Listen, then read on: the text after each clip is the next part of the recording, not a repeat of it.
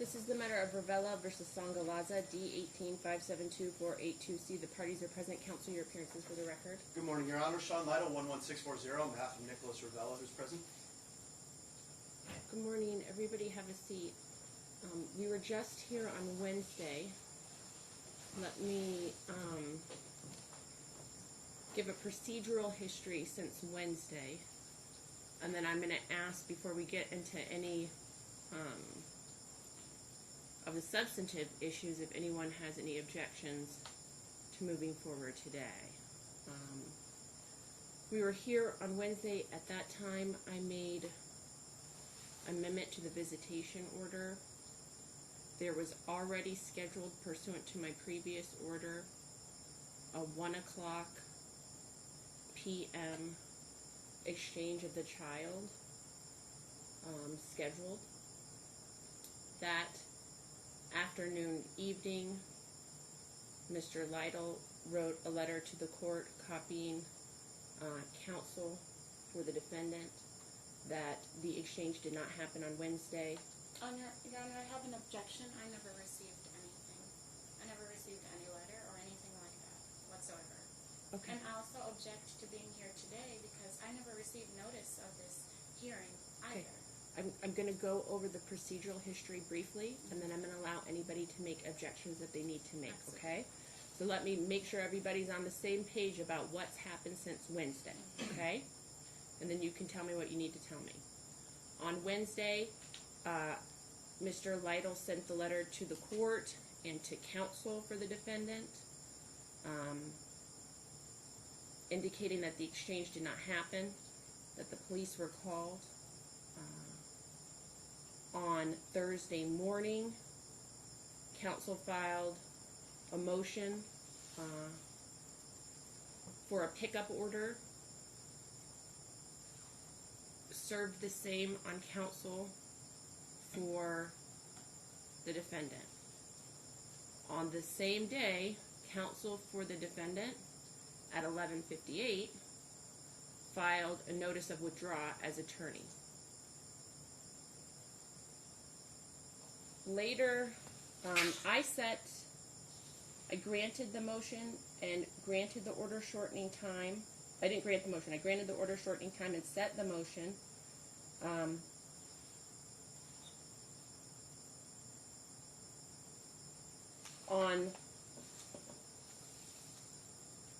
going to tell you the exact time.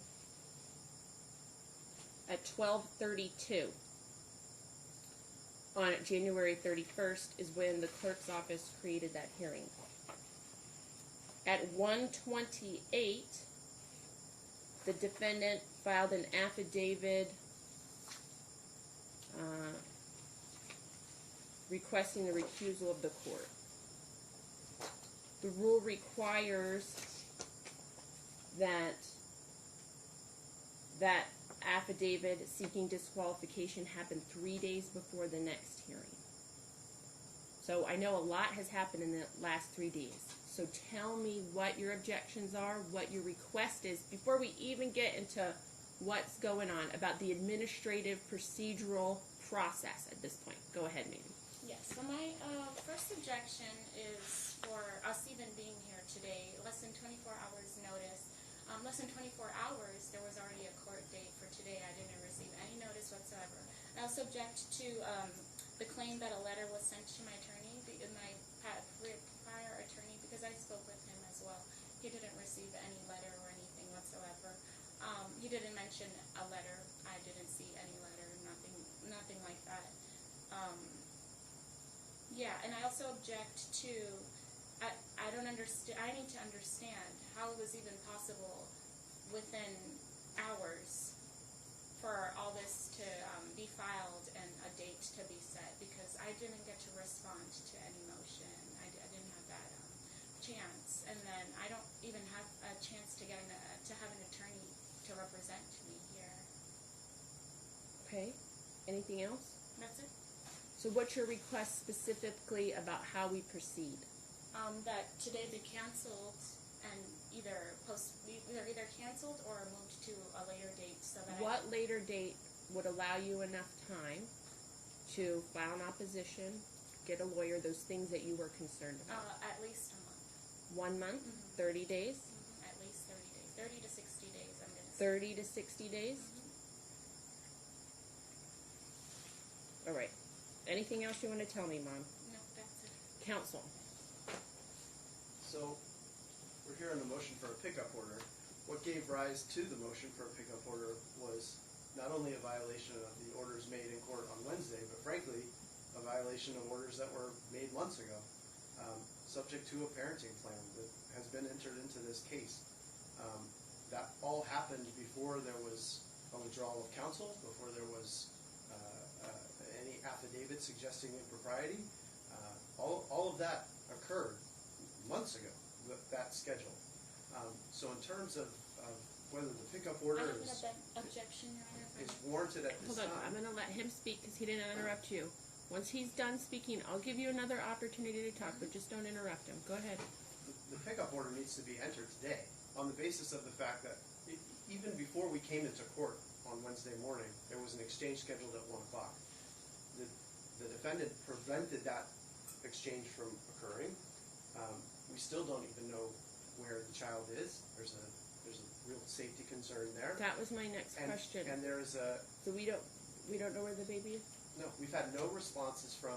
There have been efforts by my client to get in touch with her through Talking Parent again, as we discussed on Wednesday morning. No responses to those. So the court has inherent contempt enforcement powers, even if I don't file a motion. And there was a contempt on Wednesday at 1 o'clock. You can call it a contempt of the order you entered Wednesday morning, or you can call it a contempt of the parenting agreement that she signed off on 2 months previous to that hearing. But either way, there was a clear contempt on Wednesday afternoon, and that was while she still had counsel of record. That's why before she had filed any documents suggesting that there was bias or prejudice on the court. So the court's inherent contempt powers, I think, warrant in this case that you could issue a pickup order on that basis alone. But either way, I think we need to get this child to the plaintiff today.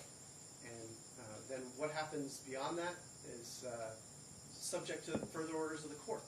But I think right now we have a clear contempt, and we have some serious safety concerns about the child. And I think the best way to remedy that is, again, it's a pickup order. It's temporary. It's subject to change. But I think for the short term, she can have as much time as she wants, frankly, to respond. But while she's figuring that out, I think we need to make sure that Julian is safe and sound with Mr. Ravella. All right. So my first objection is this claim of a schedule happening months ago. I don't even know what he's talking about. You changed the schedule just 2 days ago. So for him to be referring to months ago, that doesn't even make any sense. And then on top of that too, I object to him claiming of contempt to the court because I arrived late to my house because I had to go pick up my baby from where he was with my mom, feed him, and make sure he's full before he goes anywhere, and then take him home so he can be picked up. The plaintiff didn't stay. I mean, I don't know what kept him from staying there because I arrived shortly after 2:30. I know it's late, but I had to make sure my child was good and ready to go. I also had to pick him up from where he was. An hour and a half late? Yeah, traffic. I already live 45 minutes away from the court. That doesn't include traffic. I live way south. And then on top of that too, well, I don't know what stopped him from staying. I don't know what stopped him from even coming to pick up the baby yesterday. It's a recurring thing where he just doesn't show up without even word. I mean, look at today. Okay, hold on. Can I ask you something then? Yes. And let me interrupt you so that you can respond. What counsel was speaking of is the original agreement that you entered into about visitation required a 1 o'clock pickup on Wednesday. Right. That was already in existence. For months and months we've always been doing a 1 o'clock pickup on Wednesday. And we were at court. Right. So until after that's 12. that was what he was talking about. So you're saying we were at court till after 12 on Right. Wednesday, so you couldn't get there till 1 o'clock? I left the parking lot around 12, I'm going to say 12:20, 12:25 Okay. for me to go pick up my baby. make sure he's fed, drive back to my house where I live far, 45 minutes Okay, away. let me ask you this. It sounds like you don't have any objection then to right now an exchange today and picking up on the same schedule that was on Wednesday. I do have an objection to that.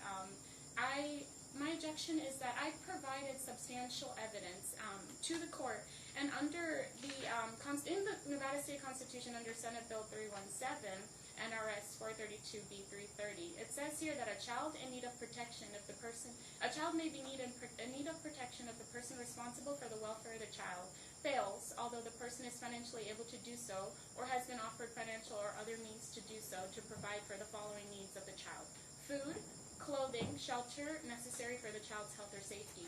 And I came to court and I provided my evidence that my child was being starved, and you asked me the question, do I really think that he's starving my baby? I've taken him to the emergency room. The doctors have confirmed that my child is hungry. He's not being fed for long periods of time. My child needs protection. I mean, it definitely needs to be a supervised visitation, because I'm not going to allow my child to go. I'm not going to neglect my child and neglect my constitutional rights, my child's constitutional rights, and let him to go and suffer when his dad is blatantly, in evidence that I proved, that I provided, writing out that he's going to starve the baby. And you overlooked it and questioned me as if, asking me if I really believe that he's going to starve my baby. I know my rights. I know my child's rights. It's stated right here in Nevada State Constitution. Anything else? For now, that's it. Counsel, anything? I just wanted to point out as a factual matter, and we attached this to the letter, which we also attached to the motion, the contact card that the officer filled out is at 2:30 p.m. So, I mean, even by 2:30, when she says she arrived, he was still there. Officers could not find anybody there. So I don't know when she showed up. Once he spoke to the police and they told him there was essentially nothing they could do, I was done with my other hearing, and I advised him, look, just get out of there and we'll figure out what we can do. But there was no contact. I mean, this is what we talked about on Wednesday morning. If she was legitimately held up in traffic or something, and that happened to my client this morning, but he texted me, right? I mean, that's what you do when you're running late, and that didn't happen here. As far as this evidence of starvation, I think the court has seen videos and pictures of this child. He's not missing any meals. He's quite big for his age. Those concerns are completely unfounded. And again, we've got here a clear contempt of a pre-existing order, not just your order from Wednesday, but your order incorporating the parenting plan 2 months prior. So I think a pickup order in this case is appropriate. Again, I don't have any faith that if we walk out of here today, I mean, she just said, I'm not going to allow him to take this child. She just told you essentially that I'm willing to do whatever it takes, including being in contempt of this court's orders, to make sure that my son is not around Plaintiff. That's what she just told you. And I think the only way to do that is for law enforcement, unfortunately, to get involved at this time. And then, again, we can have a full hearing on whatever issue she wants to raise once the child is safe and sound with the plaintiff. In conclusion, ma'am, anything else? Yes, I do. So I object to what he said. He has the nerve to say my child is quite big for his age, as if he knows my child. So justifying that it's okay for my child to go hungry when he's with his dad. It's okay for him not to be fed. And he also just lied just now, saying that I said I don't want him to be around my child. I just want a supervised visitation. My child can see his father. I just want somebody to be able to be there at the Donna's House Center and make sure that my child is being taken care of, because my child is 9 months. And right over here, Nevada Revised Statutes number 201.090 says neglected child is defined as a child who is deprived of the necessities of life by his or her parents and has no means of obtaining such necessities. My child is 9 months. He can't speak for himself. As his mother, I have to be the one to observe him, take care of him, and speak for him. I mean, this is a child that we're talking about. We're not talking about a teenager who can say, okay, my dad's not buying me something, but my mom gave me some money. I can go to the store and get some food. My child doesn't have nobody to advocate for him other than me. And I just want the visitation to be supervised until the plaintiff can take a class, a necessary class, because the one that he took is for 0 to 6 months. My child is 9 months old. He doesn't know anything about feeding the baby. And he doesn't have that knowledge. Even when I tell him to feed the baby, he doesn't respond to the messages on the Talking Parents app, and I've provided this. It's just, he needs the proper knowledge in taking care of my baby. There's nobody else over there at that house who's going to be taking care of my baby or speaking up for him. So I just want that visitation to be supervised. He can see his dad, weekend mornings, I'll try to see if somebody can bring him during the week or something like that. Whenever, I just need the visitations to be supervised. Because my child is a minor, he can't speak for himself. And I really think that after we were in court here, it should have prompted you to investigate and immediately change the supervision. But instead, you changed the schedule to the 2/3 schedule, where my child would be away from his breastfeeding mother for 5 days at a time, where he breastfeeds for 5 days at a time.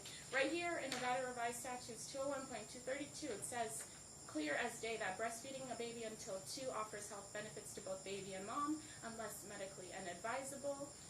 It also provides significant benefits to the health of the mother, including protection against breast cancer. Talks about the World Health Organization. This is in the Constitution itself. And it says here, the social constraints of modern society weigh against the choice of breastfeeding and lead new mothers with demanding time schedules to opt for formula feeding to avoid embarrassment, social ostracism, or criminal prosecution. You can't take away my constitutional rights under the state of Nevada, under the United States, to breastfeed my child until whatever age I choose to breastfeed him. I've provided medical documents where I've taken my child to the doctor's office, and the doctors talked about a formula. I can't talk about a formula that my child is having if I don't give my child formula. I know that he's having a reaction to a formula, and yes, your opinion definitely matters about how you might know about the effect, how eczema can occur. Even if it's not a formula issue, but I've taken my child multiple times to see the doctor, provided the medical records, and it's definitely the formula that he's being given. I told Dad before visitation even started, you need to go see a pediatrician before you give the child formula, because he's only given breast milk, and he refused. I provided the text messages where he refused it, where he just doesn't even consider it, as if I didn't say anything like that. And it takes for you to tell him that he can take the baby to whatever pediatrician he decides to choose. He could have done that in the first place instead of allowing my child to suffer. I gave it 3 months. I gave this visitation schedule that you did 3 months. I gave it time.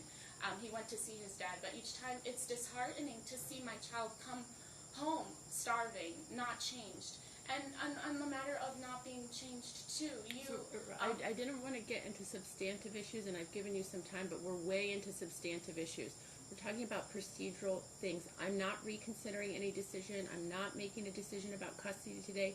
What's on today is the pickup order, and I'm asking for your administrative procedural objections because there's some strange events that happened. And so I'm asking for those objections, whether we're going to go forward with that hearing today or whether I'm going to continue it. So I don't want you to waste too much of your time getting back into revisiting these visitation issues. I'm sorry, can you say that again? Remember at the outset when I said we were going to talk about procedural issues first. Procedural means the way things kind of happened in this case. A lot has happened in last 2 or 3 days. Right.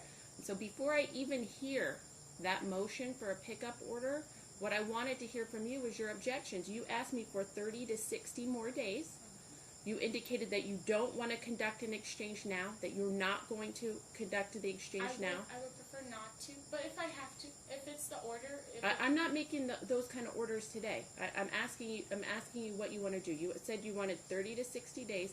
Anything else you want to tell me about that procedural or administrative issues? Right. I would rather just go back to the old schedule. Okay, so procedural or administrative issues, not about the visitation schedule, whether we're going to have this hearing today, okay, or whether you want 30 to 60 days to respond. and how you want to work, what you want to do. Okay, which hearing? For what? For this, for The their motion for pickup. You requested 30 or 60 days for to it be heard on another date. Okay, yeah, I would prefer the 30 to 60 days. Okay. All right. In this case, is that all, or you have anything else?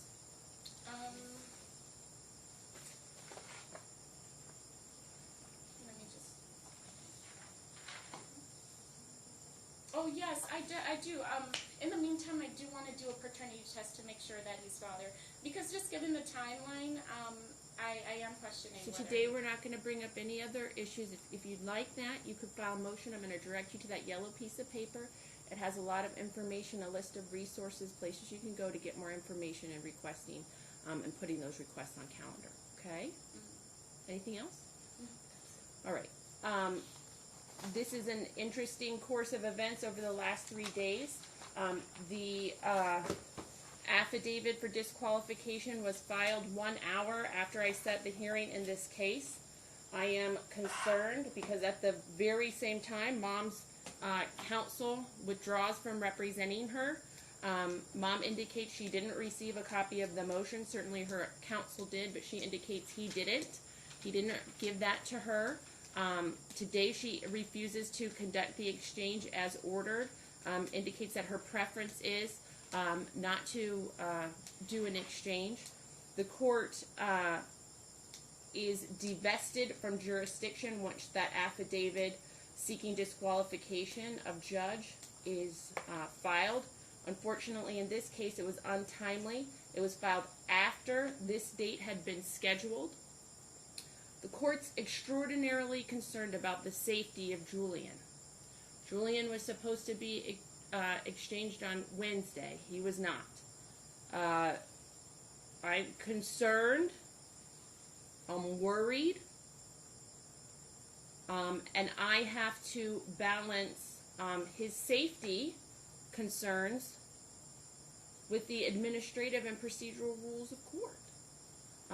In this case, Mom's requested 30 to 60 days to respond to a motion, which is well outside of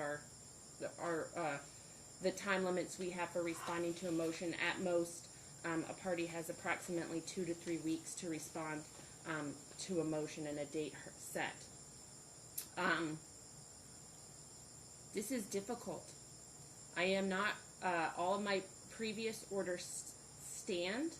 I feel as though I cannot make an order today that the affidavit divests me of jurisdiction. I am unwilling to issue without a hearing contempt proceedings, and I'm unwilling to issue a pickup order at this time, although I'm gravely concerned about the safety of your son. And so I can't set another date for this hearing until the affidavit is ruled on by the chief judge. As I'm looking in the system, things are happening so quickly, there's not even a date for hearing for the affidavit at this point. And so I caution everybody. I'm real worried. I'm real worried. There was an opportunity to fix this today, and we can't do that. And so we await the chief judge's order, unfortunately.